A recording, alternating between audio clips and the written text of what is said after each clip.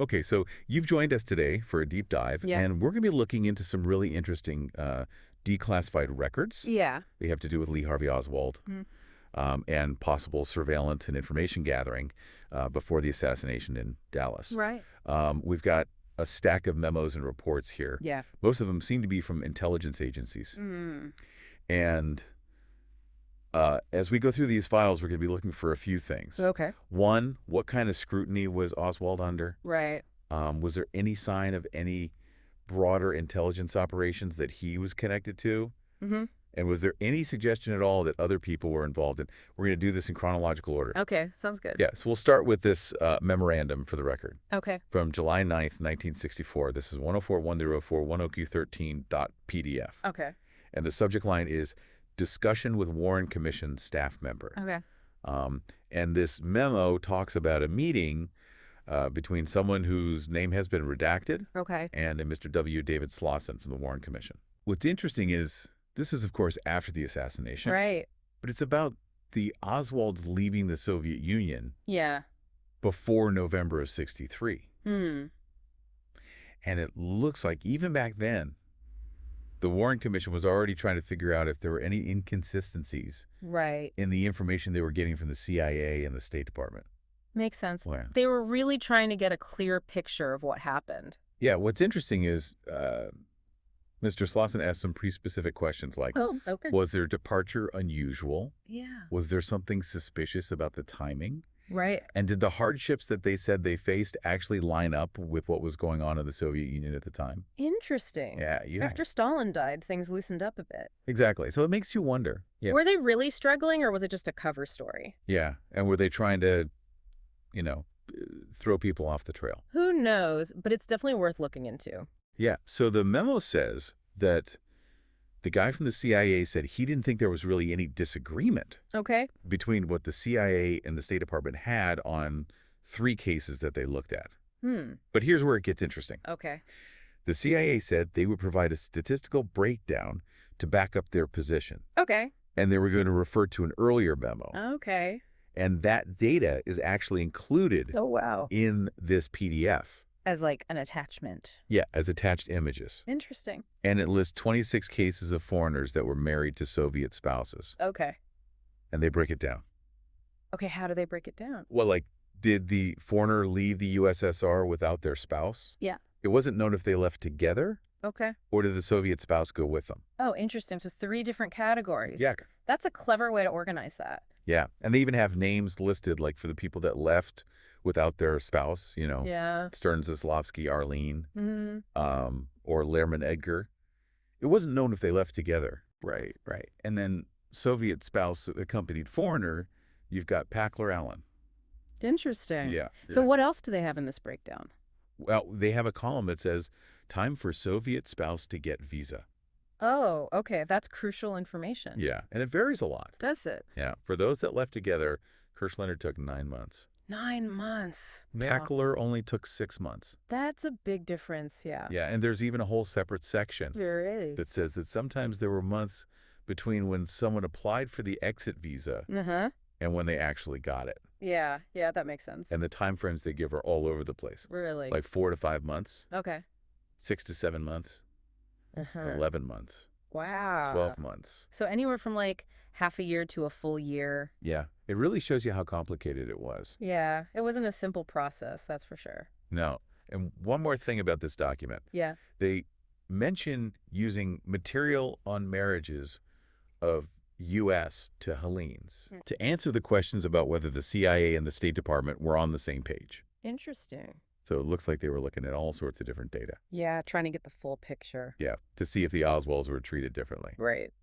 Okay, so let's move on to the next document. Okay, sounds good. This is from February 5th, 1962. Okay. It's file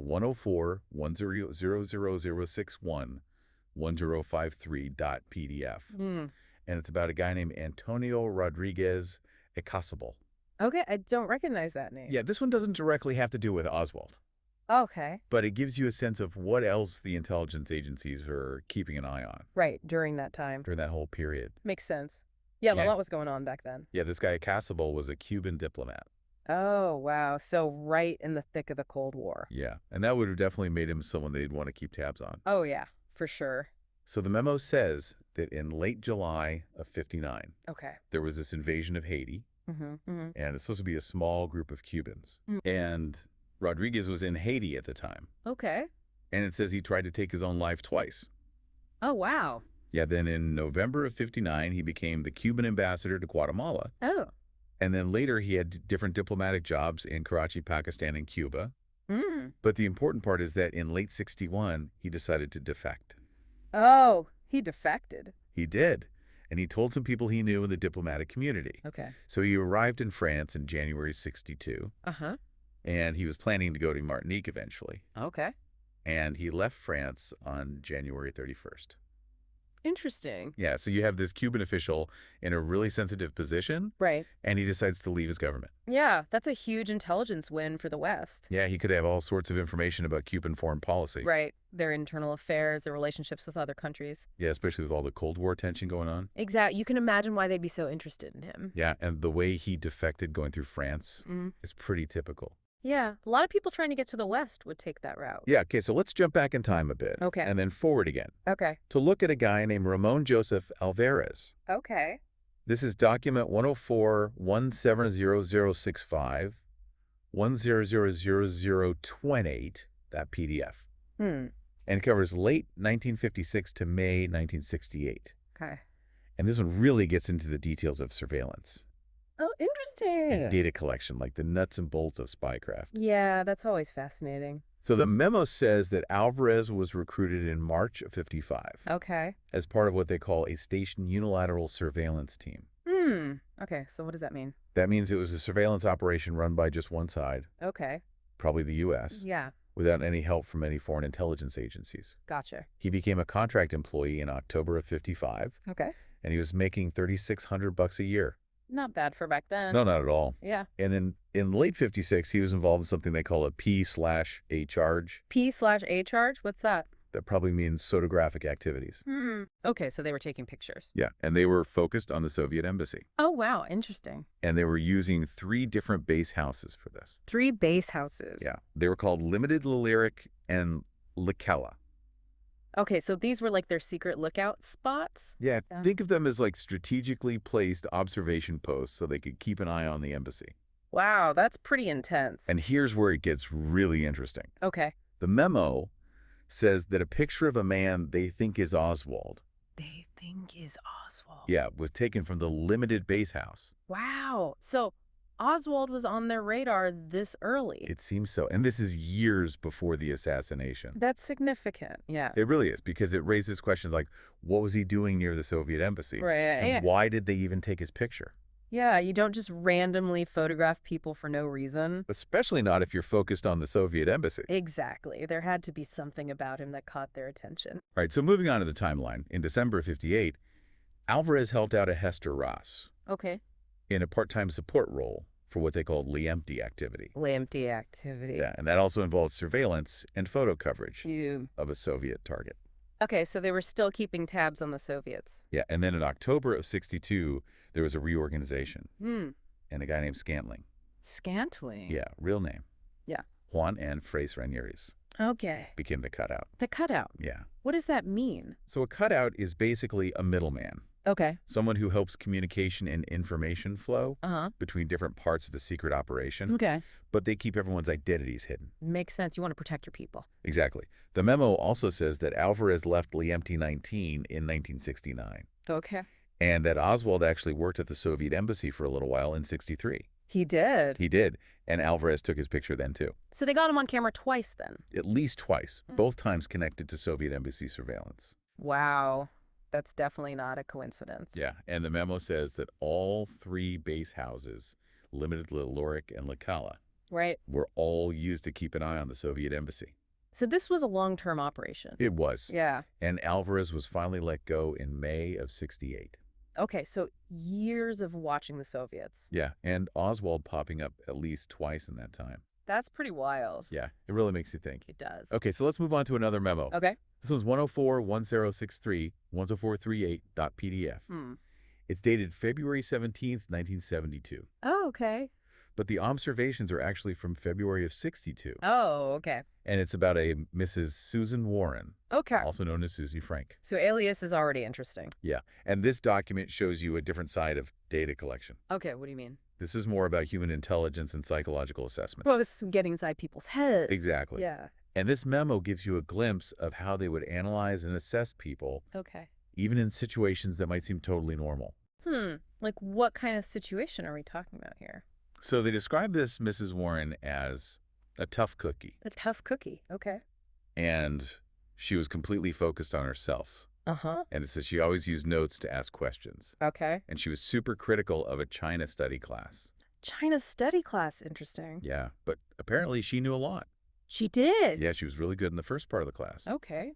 And she even knew specific details about things that happened in Yunnan. In Yunnan. Wow. And she had a solid understanding of Chinese political ideology and history. That's pretty impressive. Yeah, they describe her as conservatively dressed, Okay.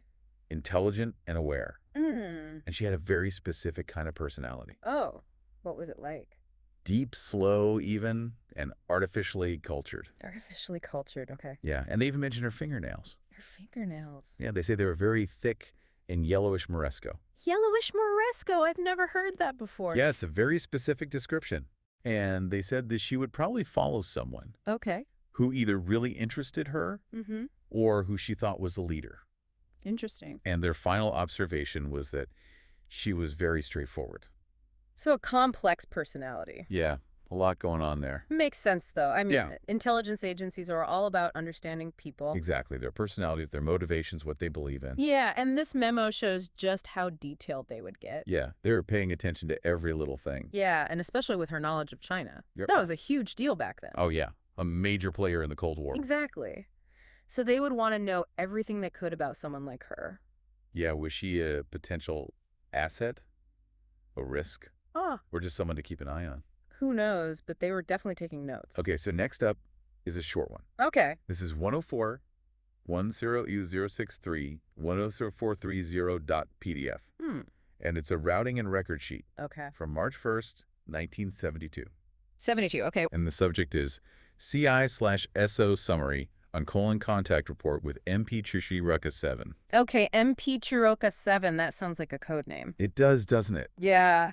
So the important things here are the date, Okay. the subject, which mentions a contact report with someone using the code name MP Chiroka 7, Mm-hmm. and the fact that it says this information can't be shared outside of CI/SO, CI/S. which is Counterintelligence Special Operations Yeah. without special permission. So this was top secret stuff. Definitely. Makes sense Yeah. if they're using a code name like that. Exactly. It means this source was confidential. Yeah, and the fact that they restricted who could see it Right. tells you that whatever MP2 7 told them was serious. Yeah, we don't know what was actually in the report, Right. but just the way they handled it Yeah. shows you that they thought it was important. Definitely intriguing. Okay, so moving on to September 8th, 1978, Okay. we have 104.109.56.1005.pdf, Hmm. and it's an index search and 201 consolidation request. Okay, what's a 201? That's the main intelligence file an agency keeps on a person. Okay. And this one's for Howard Davis. Howard Davis. Yeah, and the results say index records attached for Howard Davis and surname not found in files for Howard Thurman Smut Davis. So they were looking for any Howard Davis they could find. Exactly, and they list a bunch of different file numbers for different Howard Davises, like 201 001111 and 100 300 007. So they were leaving no stone unturned. They were not. Yeah. This shows you just how meticulous they were about their record keeping. Yeah, trying to gather every scrap of information. Yeah, and the fact that they were searching for different versions of his name Right. means they were really trying to be thorough. Yeah, they didn't want to miss anything. Okay, so then we have another document from September of 78. 870, okay. It's a 104 100 061 10207.pdf.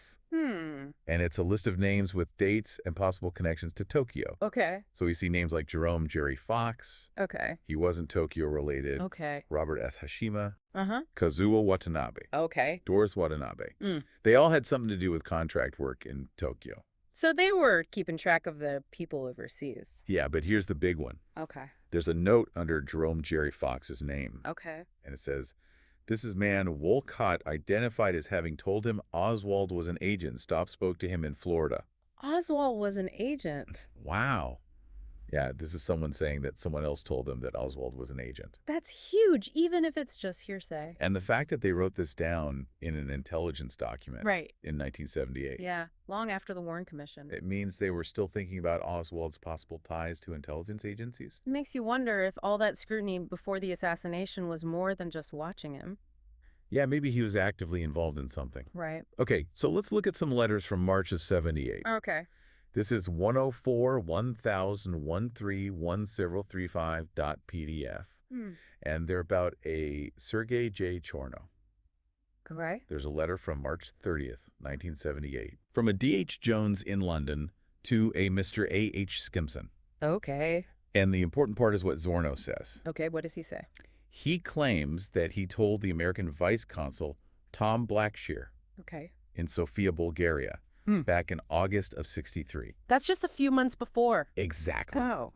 And he told him about Lee Harvey Oswald. So someone was trying to warn us about Oswald. And he was trying to do it way before it all happened. That's incredible. Yeah. And they even attached copies of Zona's letters Oh, wow. To who? to the FBI in their headquarters in London. So he was really trying to get someone's attention? He was. And there's also a letter from the Legal Center for the Disabled Okay. to Mr. Zorno in Sacramento, Okay. dated March 3rd, 1978. 78. And it's about problems he was having with the police and the FBI. So he was getting pushback. It seems like It it. makes you think, what did he know? Yeah. And could it have changed things if they had listened to him? It's a chilling thought. So we've gone through all these documents in order. Yeah. And you can see some patterns emerging. Right. We started with the Warren Commission, asking about the Oswalds in the USSR. Uh-huh. Then we found out that Oswald was photographed while they were watching the Soviet embassy, Yeah. which means they were interested in him long before the assassination. Definitely. And then later in 78, we have someone directly saying that Oswald was an agent. Right. And we have someone else saying that they reported information about Oswald to a U.S. official. Just months before. Yeah. It's pretty wild. It is. And while none of this proves that there was some big conspiracy Yeah. or that Oswald was directly connected to intelligence agencies, Right. it does paint a pretty complicated picture. It does. It makes you wonder if the lone gunman theory is really all there is to it. And it's interesting how we get all these different perspectives. Right. You know, from the Warren Commission memo Uh-huh. to the surveillance reports, Yeah. the personality assessment, Right. the index searches, Uh-huh. the letter. Yeah, it all adds up to a really fascinating puzzle. It does. It shows you all the different ways they were gathering information back then. Yeah, and it reminds you that we're still trying to figure out what happened. Exactly. And we're using all these declassified documents to do it. Yeah, it's amazing what they can reveal, even with all the redactions. Right. So none of these documents specifically mention a second assassin or shooter. Okay. But the fact that they say Oswald might have been an agent Yeah, and that they were watching him right.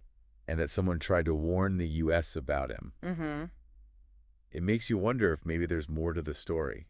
Yeah, you have to at least consider the possibility. Yeah. And the fact that intelligence agencies were focused on the Soviet embassy Right. and that Oswald showed up in that context Yeah, makes you think, was he part of something bigger? it's definitely a possibility. Yeah. And were other people involved? It's a lot to think about. It is. And it makes you realize that intelligence work is rarely about just one person. It's about understanding networks, Yeah. connections, Right. threats, Right. opportunities. Yeah. So even if Oswald was the main target, Yeah.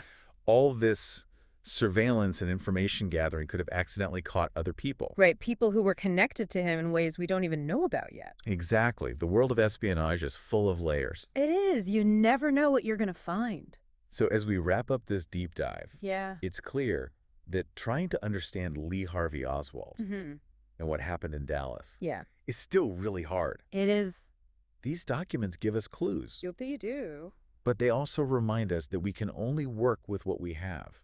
Right, and sometimes that's not enough. Yeah, these files are a great reminder of how intense things were during the Cold War. Yeah, they really were. And we're still trying to figure out what really happened. Using whatever we can get our hands on. Exactly. And it's amazing how new information can change our whole understanding of the past. Yeah, sometimes it just takes one document to turn everything upside down. So for you, the listener, after going through all this with us, what new questions do you have about how much the intelligence community was interested in Oswald? Yeah. And after seeing how they collected data and all the spy stuff, Right. maybe there's more to the story than just a lone gunman? Yeah, that's the question, isn't it? It is, and it's definitely worth looking into further. Absolutely. There's Yeah. still so much we don't know. Yeah, so much to think about.